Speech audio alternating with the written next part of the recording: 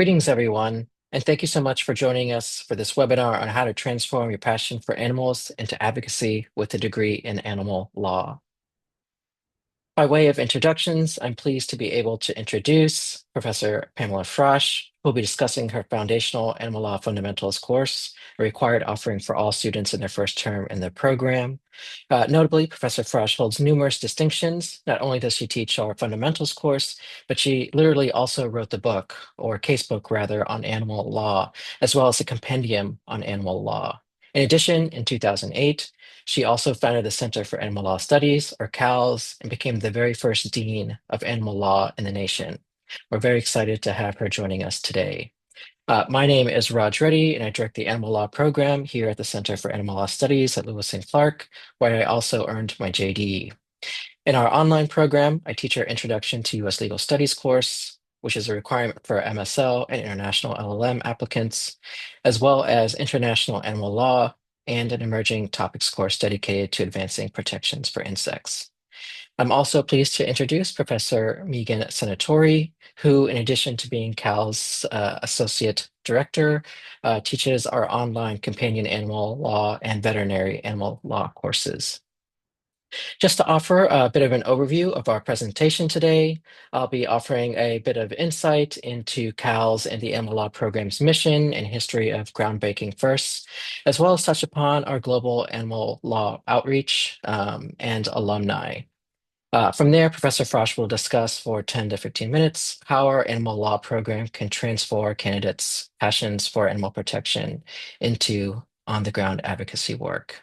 After, I'll share some additional details about our online program and application process, after which Professor Senatori will shed light on the compelling accomplishments of our alumni and discuss scholarship opportunities. So with that said, I'm pleased to share that here at the Center for Animal Law Studies, or CALS, our mission is to educate the next generation of animal law advocates and to advance animal protections through the law. And we have a profound history of groundbreaking firsts to that end. For example, while animal law was taught at Lewis and Clark for more than 3 decades, it was the founding of CALS in 2008 that truly put animal law on the map as a core discipline. Um, and part of that narrative was written and that is sort of made possible by our students as trailblazers themselves. Indeed, it was our students who, if we could advance to the next slide, who founded the very first Animal Legal Defense Fund student chapter in 1993, who collectively created the Animal Law Review in 1994, and who helped build the now longest running animal law conference dedicated to animal law issues, the Animal Law Conference in 1995, a conference that today the Center for Animal Law Studies co-hosts. In addition to featuring the world's first dean of animal law, CALS boasts the most extensive animal law curriculum in the world, which I'll touch upon later in this presentation. Notably, as part of our mission to educate new generations of animal law advocates, in 2012, we began to offer an LLM degree in animal law, with that particular program developed to meet the needs of existing lawyers who may have never had the opportunity to specialize in animal law or were otherwise determined to specialize in it going forward. In 2022, we further expanded our efforts to amplify the work of animal advocates by breaking ground on our animal law MSL, which affords candidates an incredible opportunity for bachelor's degree holders who wish to specialize in this emerging field and to effect meaningful change outside the contours of formal legal practice, such as through legislation and or lobbying efforts, through grassroots advocacy, work within or outside of a nonprofit, through their own scholarship, teaching, and regulatory work, or just by better equipping them to be change makers in the roles that they already occupy, such as with veterinarians or as legal aides, as teachers, as humane law enforcement officers, and so much more. There are simply too many countries to list, countries where our students come from, to create an incredibly sort of warm and welcoming community here at CALS. And that's both with respect to our in-person as well as our online program offerings.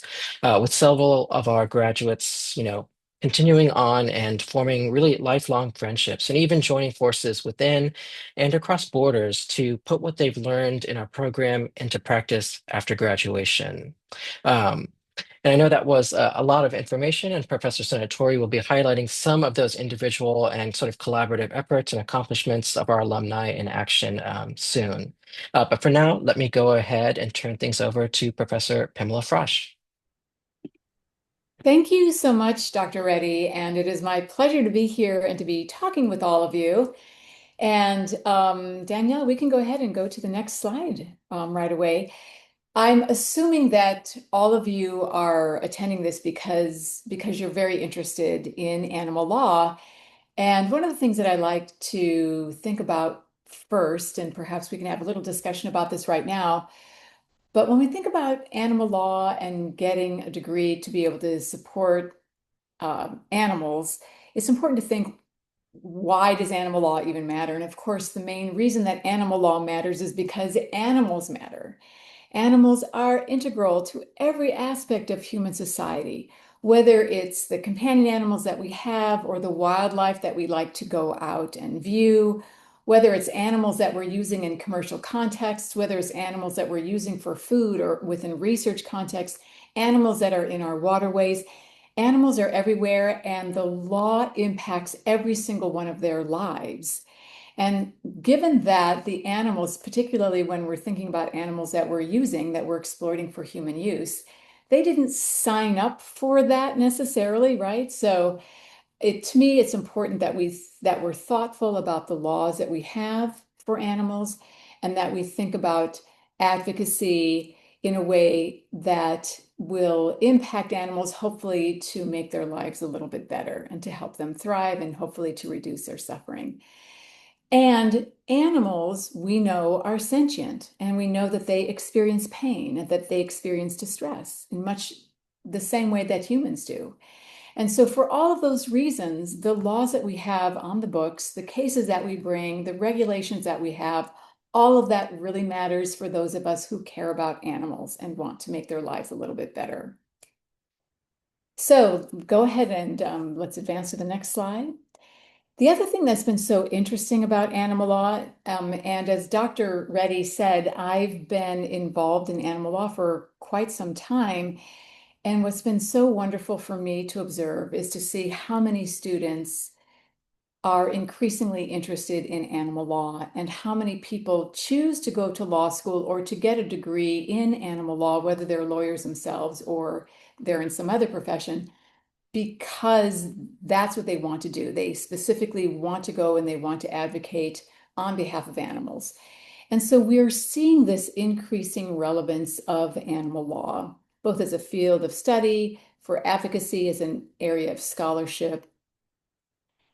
And it's interesting to think about, why is that happening? Why is that even happening?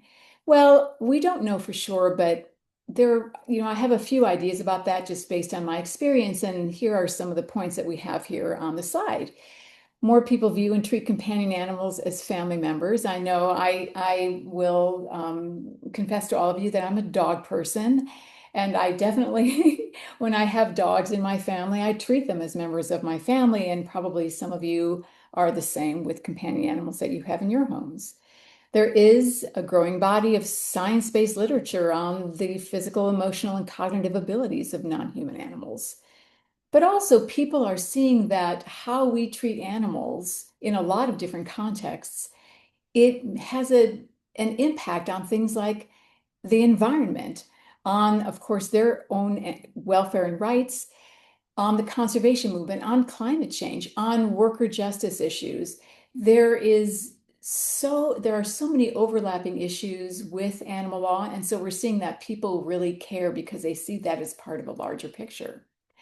And there's also an increased awareness and concern about the link between animal abuse and human violence. And of course, Professor Senatori, she teaches a wonderful class on companion animal law, where I know that she goes a little bit more into depth about all of that. So for all of these reasons and other reasons, we're just seeing more and more people who are really interested in the field of animal law. The other wonderful and interesting thing about animal law is that it's interdisciplinary. And so here I have a list of the most traditional areas of law within which animal law intersects. But beyond just the law, You also see an interdisciplinary approach because animal law, it intersects with science and business and politics and philosophy and sociology and psychology. And so we're really seeing that how we're treating animals through the law has an impact in all of these other areas. And so, depending upon your background, you may find this area really interesting because it already um, touches something that you're already doing professionally or as an advocate in your own life. So let's go ahead and talk about just the animal law fundamentals class. So this is a class, as Dr. Reddy mentioned, that is something that everybody needs to take. Where what we do in this class is we really touch upon all of the different sub areas of animal law so that you get a little taste, a little understanding of how big and how broad this field is. And then it sets you up really nicely to be able to then take more of our advanced classes and our more specialized classes. And so some of the things that we will focus on, as you can see here, we talk about legal frameworks which just define animal protection. We look at some of the history of that. We look at some of the challenges that we've seen in terms of trying to create legal frameworks that will protect animals. We look at some of the core cases and the cutting edge debates. So we will talk about things like, okay, what's the difference between welfare and rights? Does it matter? How might that look going forward? What did it look like in the past? What do you think about some of these issues as we move forward? Relatedly, we talk about the ethics and philosophy of rights, welfare, and protection. As you can imagine, this is a field where people have strong opinions and they have strong emotions. And that's great. Part of what I love about the students who are coming into our program is that people have a lot of passion for the field and they have a lot of compassion. And so thinking about ways to be able to turn those wonderful attributes into effective advocacy is something that we explore. We also talk about the interdisciplinary aspect of things. So we look at the links to constitutional law and environmental law and criminal law. How has animal law been utilized in those different areas? We talk about practical tools for advocacy and legal reasoning.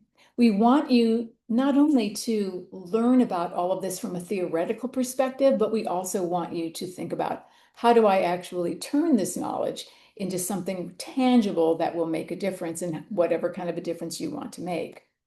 And of course, as I already mentioned, it's also a wonderful foundation for all of the specialized courses that you will be taking.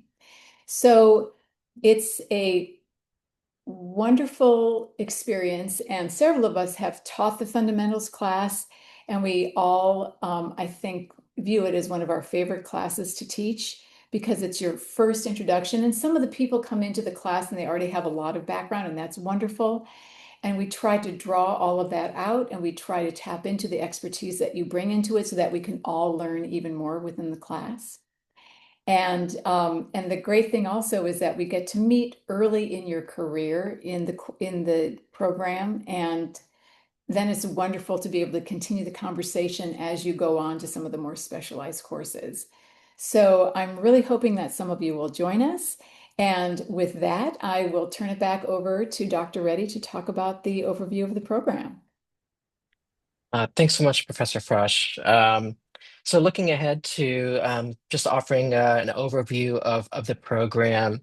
Um, the program is really designed to be completed in 4 terms. And what that's true whether you're a US student or an international student, whether you're an MSL candidate or an international or an LLM candidate. And just to give you a sense of what the program would look like if you're an MSL or international LLM, in your first term, you're basically required to take 2 courses. One of those is our Introduction to U.S. Legal Studies course and Professor Frasch's Animal Law Fundamentals course. And then in addition, in that first term, most students take 1 elective course, and these are just examples of the courses that are going to be offered as electives in the spring. Um, After that, students have a considerable amount of flexibility in terms of the courses that they select. So in summer and the following fall and the following spring. Again, completing the program in 4 terms, as most students do. They select two elective courses the rest of the way, and you have here on this slide just some of those courses listed. If we can go to the next slide, the U.S. LLM sort of uh,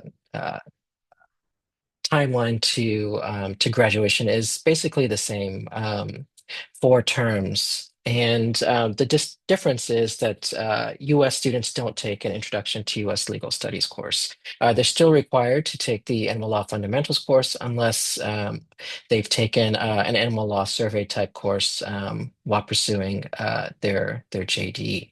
But from there, they also take 1 to 2. Oh, if we can go back. They also take 1 to 2 elective courses. And again, we have those sort of listed out here. And to get the additional sort of 2 credits that are needed to complete the 26 credits required to graduate, they basically take over the course of those 4 terms 2 1-credit emerging topics courses. And those emerging topics courses focus on women, animals, and advocacy, veterinary animal law, an insect law course, and others. And so basically, after their first term, just like with international LLMs and MSLs, they have considerable flexibility in tailoring the program to meet sort of their advocacy interests and needs. Uh, and just to give us a sense of what our asynchronous online program looks like, uh, the most semesters are 13 weeks. The difference being that our summer term is 10 weeks. And each one of these weeks basically reflects 1 module. And so a module will open, for example, on Monday at 12 a.m. And at that point, students have access to the lectures, the readings, discussion questions, and any quizzes and/or assignments that the professor has prepared. And they basically have a week to complete all of those requirements. The one sort of exception or caveat is that, for example, in my classes, students are required to post their initial response to the discussion board question, either on a Wednesday, Thursday, or Friday. And after that point, students respond to either their peers' initial posts or something that the professor has posted. And so it really sort of affords the class the equivalent of sort of in-person live discussion, except again, this is sort of asynchronous, but the conversations are quite robust.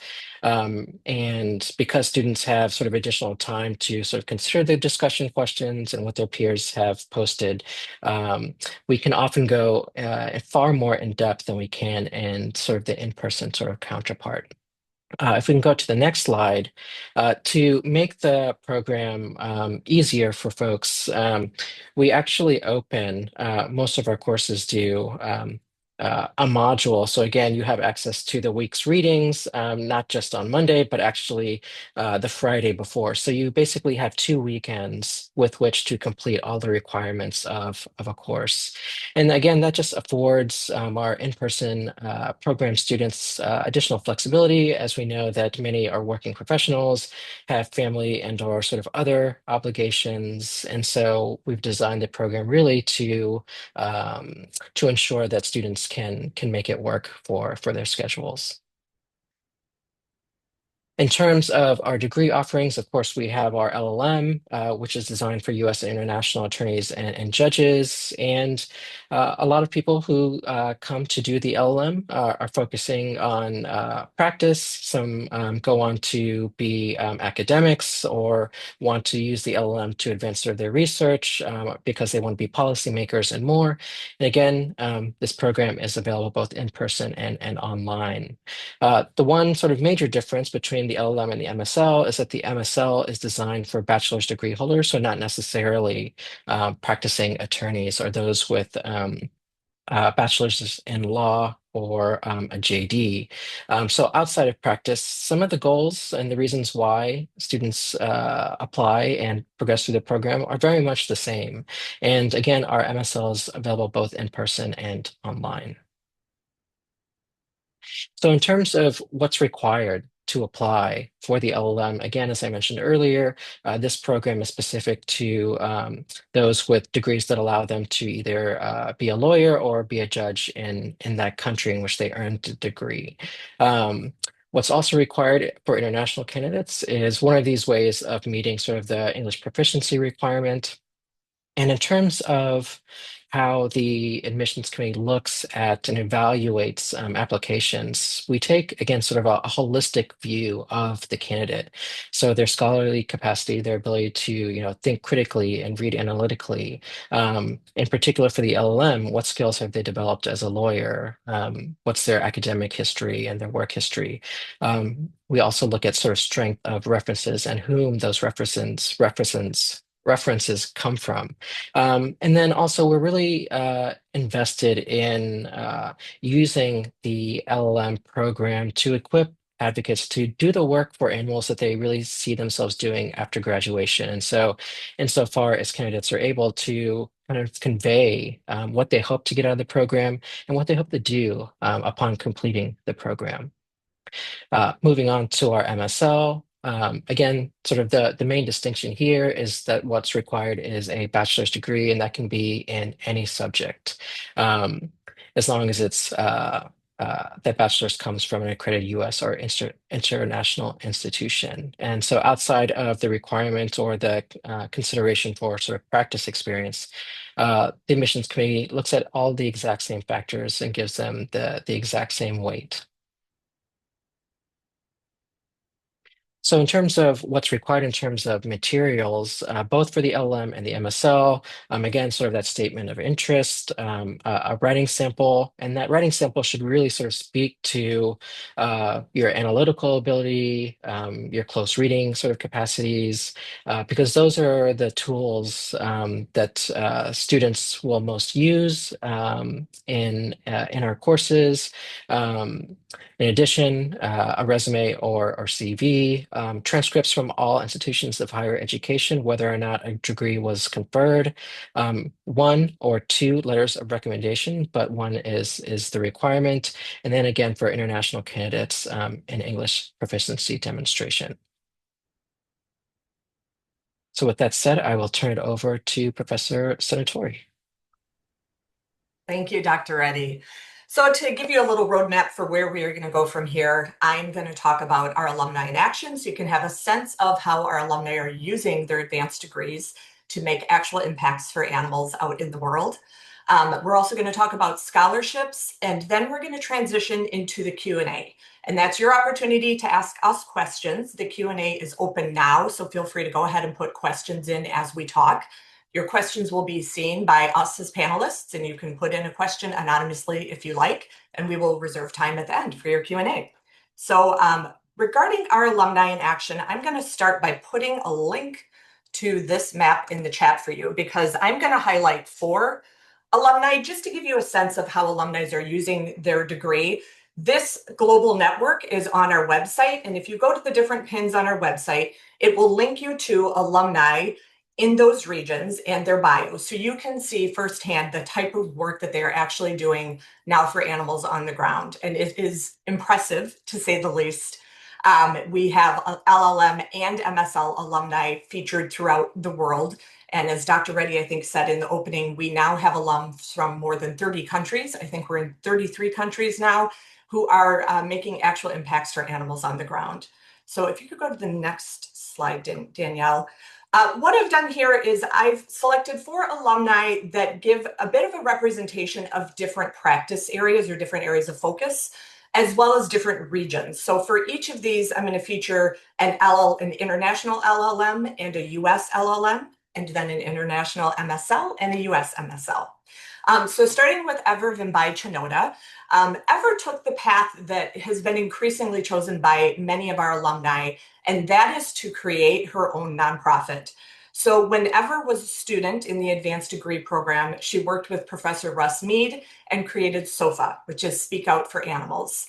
And now, all these years later, Ever is regarded as a leader throughout Africa in animal law. She has transformed SOFA into a leading organization that is making a difference for animals. She has created and trained over 180 law students on wildlife law, and she's conducted 8 annual training workshops for prosecutors and police that she estimates has trained 500 people. Ever was just featured. I'm going to put another link in the chat for you. Ever was just featured as well in this piece. Whoops, let me do a better job. And you can see here the type of work she's doing throughout Africa to try to improve the lives of animals. So that's Ever. Focusing on a US LLM, Cynthia von Schlichten received her advanced degree and studied in our online program. She is general counsel for Farm Sanctuary, which is a US-based animal rights nonprofit, for those who are not familiar. And so she's doing the work of a general counsel, but she has also transitioned into teaching.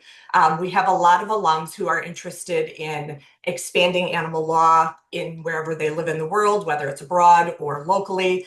And Cynthia teaches both the nonprofit law course and the industrial animal agriculture law courses in the online advanced degree program. She's doing fantastic work for farmed animals and for all animals. So that is Cynthia.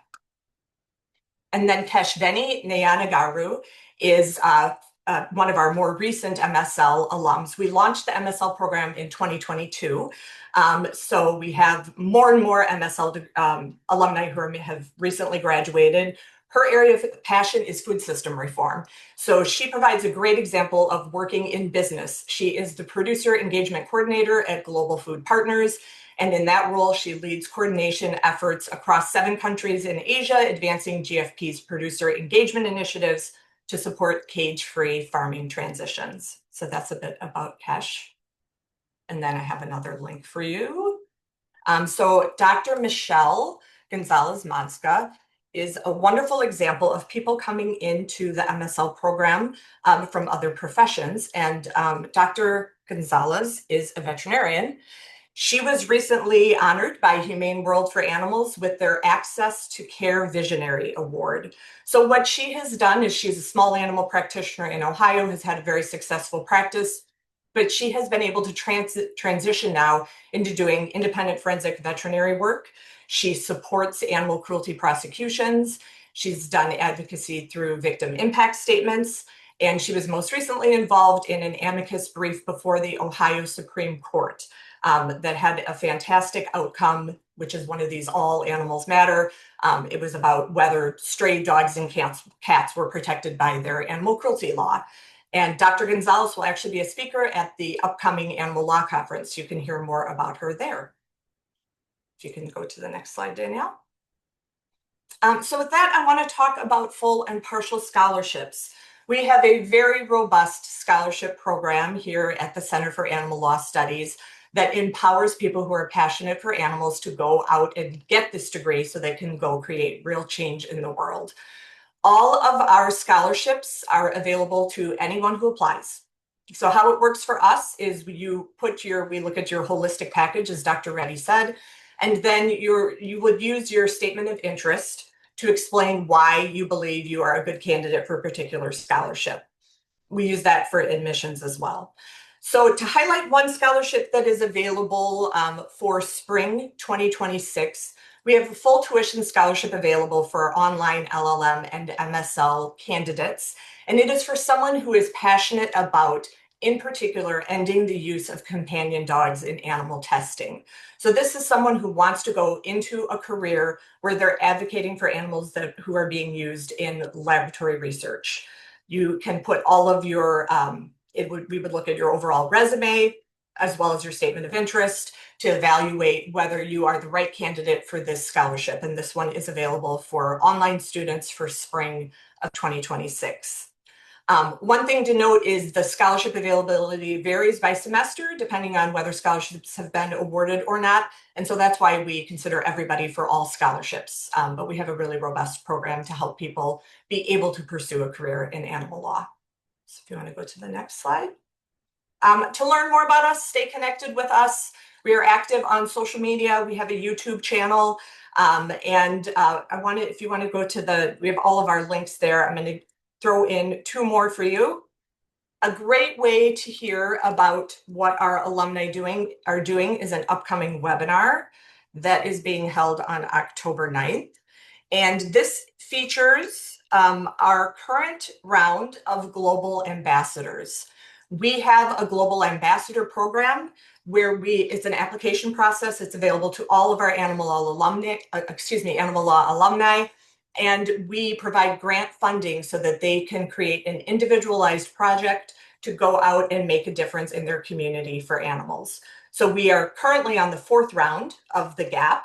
And this webinar features those 5 alumni and what their GAP projects have done. And that is a great way for you to see examples of how our alumni are transforming this advanced degree into impact for animals.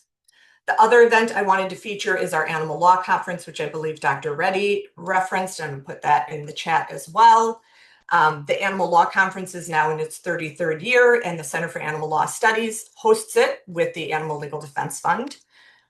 It is in Chicago this year, and it's also available online. You will have the opportunity to hear from leading experts in animal law across a wide variety of topics, and numerous of our alumni are actually speakers on different panels. So you can also see what we have for animal law work in store and visions ahead for work that everyone can do in animal law. So before we transition to the Q&A, applications are currently open for spring 2026 for the online animal law, LLM, and MSL programs. We do not admit we do not have a spring start for our in-person programs. This is just for online. The application deadline is November 1st. That's for spring start in the online program. Applications are also open for the fall 2026 in-person and online advanced degree programs. For in-person students, the application deadline is April 1st. It says 2025. I'm realizing that's 2026, so apologize for that. And then for online students, the application deadline for fall of next year is June 1st of 2026, although we do have a priority date. So people who apply early will hear sooner, and that is April 1st of 2026. So with that, we're going to turn it over to questions. Again, I invite all of your questions. I will moderate it. We'll bring back Dr. Reddy and Professor Frasch, and your questions can be geared towards applying for the program, what we look for. It can be substantive questions for Professor Frasch on her presentation or animal law, or anything you have in mind. So the first question I am going to answer is, will the presentation be made available afterwards? Yes, it will. We do record the presentation. And so it will be made available on our YouTube channel, and we will also be sharing it on social media. So that's that one. Question about international students. Let's see. I'm going to read this one directly because it has some specifics. If the candidate do they have to practice as a lawyer or judge? What if they are legal counsel? Is that accepted? So in France, it means that they have a master's degree in law, but they do not take a bar exam. Can I direct that one to you, Dr. Reddy? Yes. And so in order to be eligible to undertake the LLM, one just needs to have had conferred a degree in their country that allows them to practice law. Whether they actually practice law, whether they took the bar exam, is outside of that concern or consideration. But if this particular degree allows one, again, to be eligible to practice law, then that's all that one needs to have in order to apply for the LLM.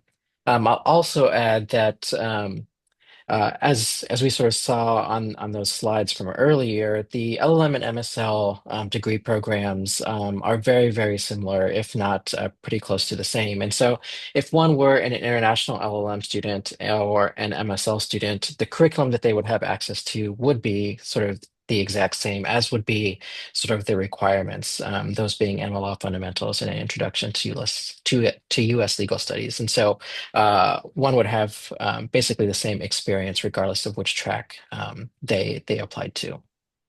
Great, thank you. And I'm going to direct a question to you, Professor Frasch, because you teach the fundamentals course. Can you talk a little bit about how you help MSL students in your classroom who don't have a legal background? How do you help them get acclimated and ready to study animal law? That's a great question. And of course, they do get the support through Dr. Reddy early on in their career, even before they start the class. But what I've experienced in my class with the MSLs is that you're right. Sometimes you come in and you just don't have the same legal background. That's understandable. You bring other assets to the class, which is wonderful. So we do try to tap into that. As I mentioned before, we all learn from each other. But I am very attentive to the fact that some students may not know some of the jargon. They may not know some of the fundamental principles. And so what I've done in the past is I've just invited those students to just meet with me one-on-one, where we can have really separate tutorials. And that is open to everybody. Anybody who wants to have that one-on-one time, that's great. Let's do that. Let's talk about that because our goal is for you to succeed. We want you to do well and feel like you're learning and that you're understanding the content. And everybody's going to come in with different levels of understanding just based on their own experience.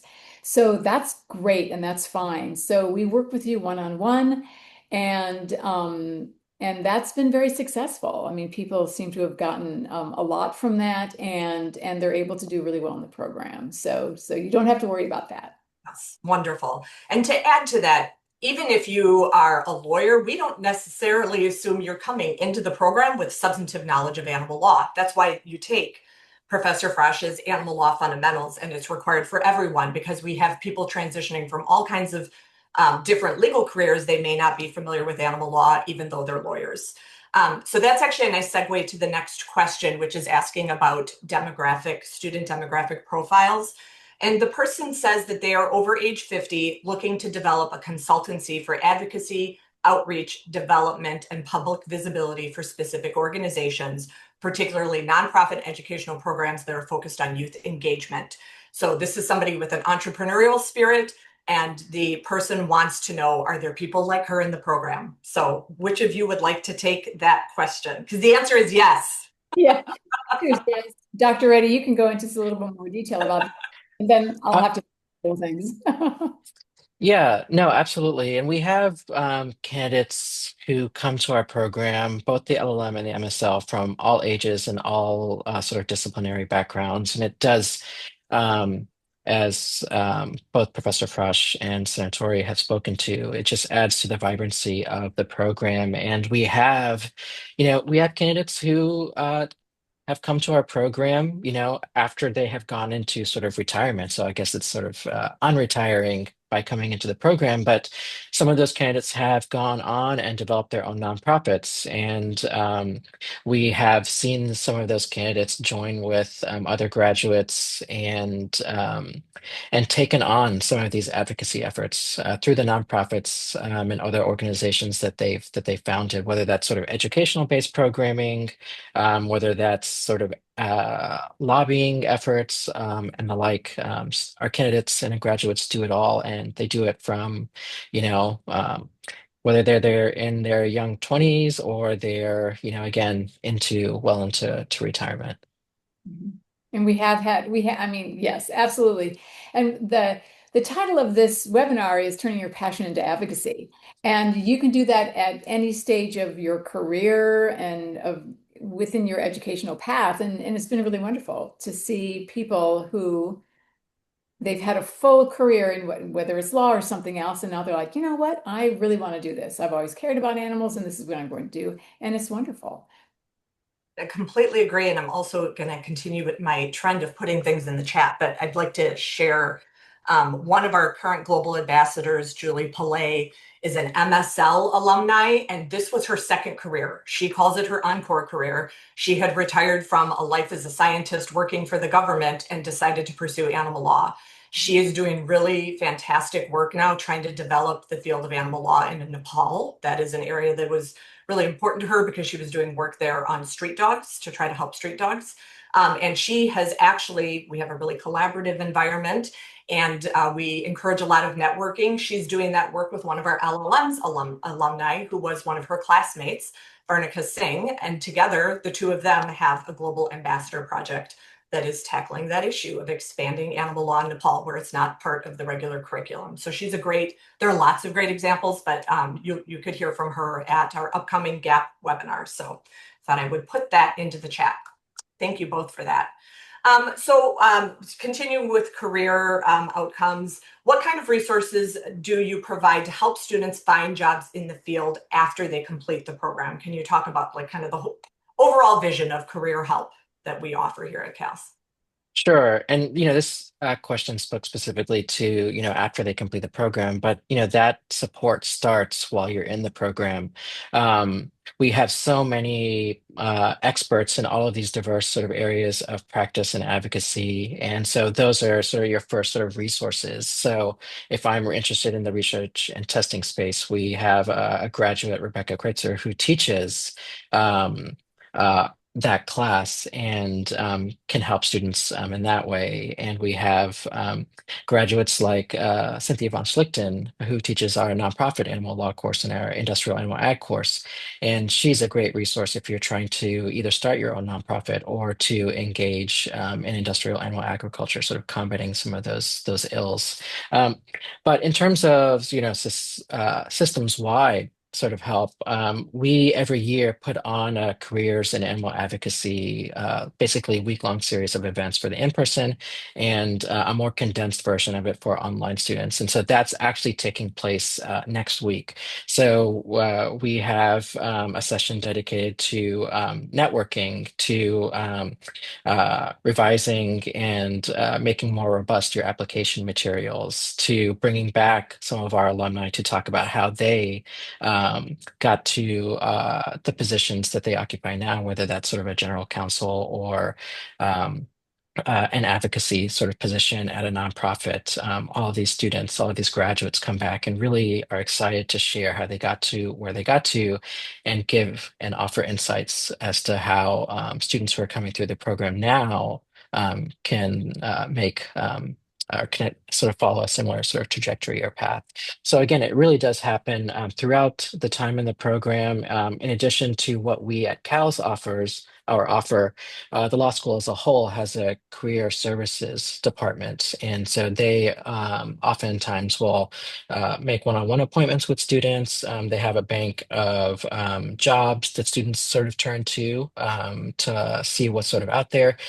We also sort of curate a list of animal law, educational, scholarly, and sort of job opportunities for our candidates. And, in addition, if you're interested in a particular area of the law, even for example, insect law, uh, I'm happy to, and your professors are happy to put you in touch with different sort of advocates, different sort of scholars, different working professionals in those areas. So yeah, again, it happens from basically the first month in which you're in the program to the point at which you graduate. And if I could just emphasize, Please, I was going to ask you to. Thank you. And I just want to emphasize the last point. I mean, one of the wonderful things that our program offers is that between all of the faculty and staff and now this extensive alumni network that we have, if there's a particular organization or individual that you really want to meet or that you're interested in, one of us knows that person, and if we don't, we know somebody who does. I mean, so we're able, and something that gives, I think, all of us a lot of joy is to be able to connect people with our students and with our alumni, so that they can go on and do really good work. So it's a wonderful resource that we encourage all of our students and our alums to really take advantage of. So it's a lovely thing. yes, we have a really fantastic community. Everybody wants to kind of help everybody introduce to one another, networking. We do that through the Animal Law Conference. Part of what we're doing when you're in the program is also giving you the skills to be regarded as an expert, whether you're an LLM or an MSL in animal law when you get out. So all of that is also part of helping to find a career in animal law when you're done. So great questions.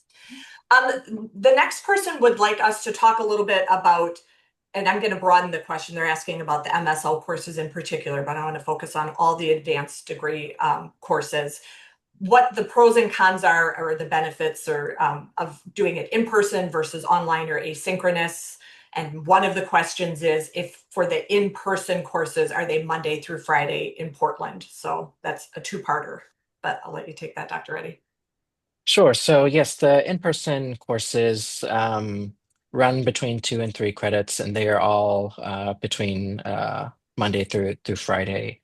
In terms of the benefits of being in person, I mean, some students really do want to have individual in-person interactions with faculty, and there are some courses that we offer only in person. So, for example, our Farmed Animal Protection Project and our Animal Law Clinic. And both of those are in-person only offerings. And so students who attend in person do get, again, sort of those benefits. We do also have a couple of courses that are offered online that may not necessarily be offered in person in a given semester.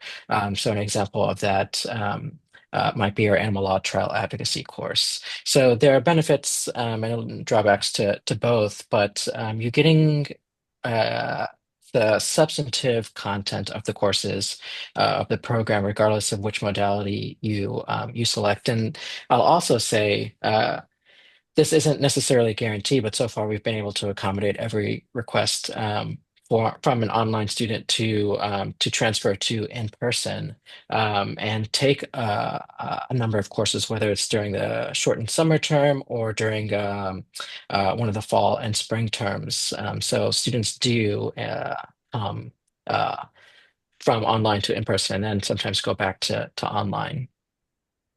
Great answer. Anything that you wanted to add to that, Professor Frasch? I mean, one of the, as Dr. Reddy said, one of the great advantages to being in person is that you can be interacting in person in real life with your colleagues, with faculty and staff. And of course, one of the great benefits of the online is that you can be anywhere in the world and you don't have to move your family. You don't have to, so there's tremendous convenience there. One of the things that some students raise and is the concern about, is there a community that gets developed when you're online? And the answer is yes. I mean, it's been sort of amazing how, and of course, Professor Senatori was talking about Julie Play and others who were online and who were able to create this community and do really wonderful work together. And that's happened quite frequently. The other thing that we do is we try to have optional online socials. So we just set up a time when we can all just get together by Zoom. It's not required, but for the people who can make it. And it's just an opportunity for all of us to just chat and get to know each other a little bit. We also, whenever possible, we encourage our online people to come to the Animal Law Conference, for example, or other things that are maybe just for a weekend, because it's nice to meet people in real life. We understand not everybody can do that, but we do try to create that a community feel even in the online program. So we will continue to do that, and so far it's been successful. Great. And we're running short on time, so I'm going to go through some of the remaining questions more quickly with you, Dr. Reddy and Professor Frasch. This one for Dr. Reddy, do you accept FAFSA? Yes, so for any candidate who is a U.S. candidate and is eligible for FAFSA, the process is the same for the in-person as it is for the online. As part of you're applying to the program, and then you also reach out to the financial aid office at Lewis and Clark, and just let them know that you're applying. You provide that information, and your FAFSA application is processed just as it would be for an in-person candidate. Great, thank you. Sticking with admissions, do all admissions decisions come out after that November 1st deadline for online students, or decisions come out on a rolling basis?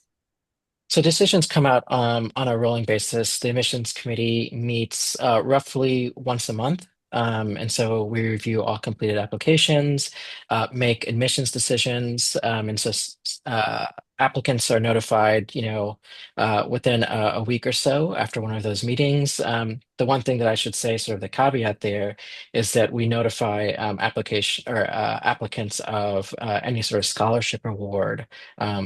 Whether it's a full or a partial, after the November first deadline, so that we have sort of all the applications, and are assessing them sort of compared to one another. Great, thank you. A quick follow-up note, the person who asked the FAFSA question is asking if there's someone that they can contact. Send us an email at cals@lclark.edu and we can communicate with you that way. Could one or both of you speak to whether the courses are designed in a way that it is manageable for someone who is working full-time? The answer is yes, but Professor Frasch, do you want to talk about that a little bit?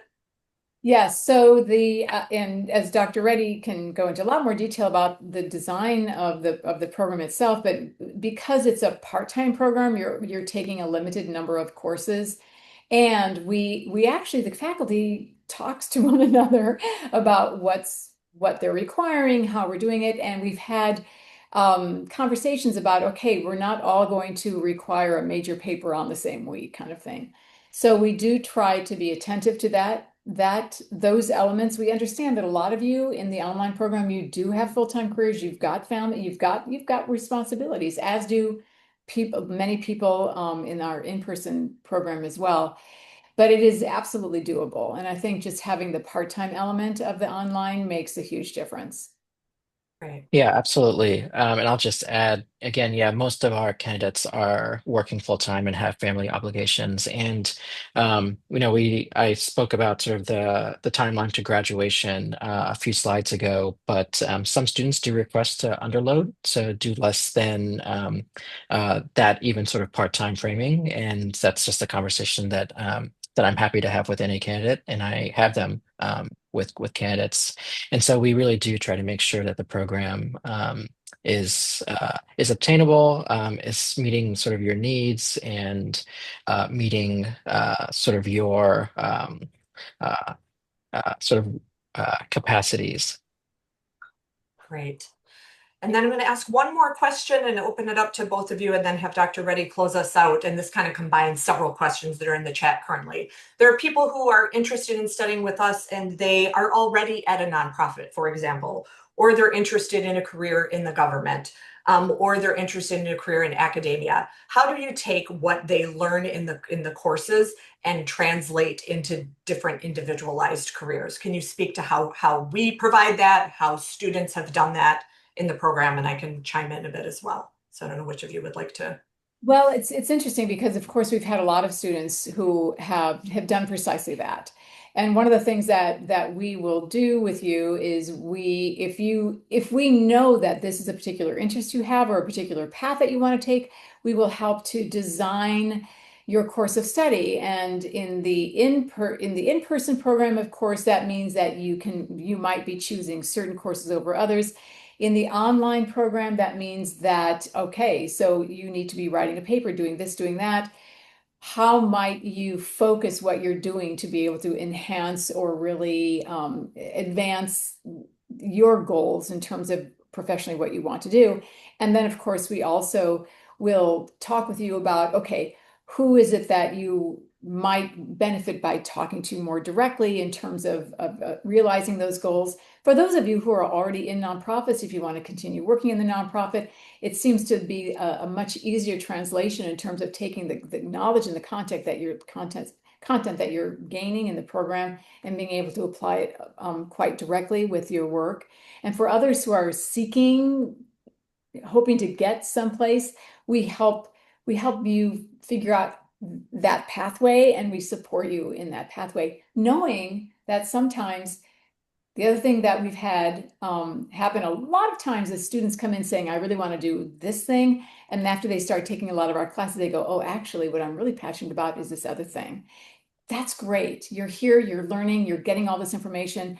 And we expect that sometimes your path is going to change. That's great. we will support you and help you however we can. Great. Wonderful. Dr. Reddy, do you have anything you wanted to add to that?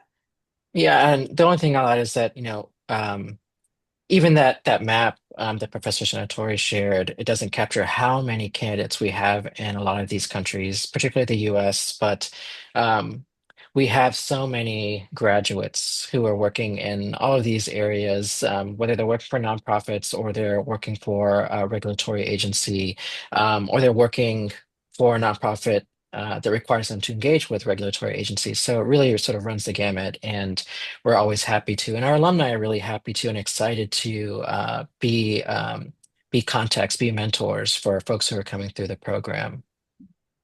Wonderful. Well, thank you everyone for your time today. This video will be made available after the presentation. You can find it on Cal's YouTube or on our social media. And Dr. Reddy, I'll let you close us out. Well, no, just thank you everyone for being here. As always, if you have any further questions that we weren't able to get to today, or if you have questions that come to mind later on, please don't hesitate to email us at cals@lclark.edu. Again, that's cals@lclark.edu. Certainly visit our program pages. A lot of really detailed and helpful information can be found there as well.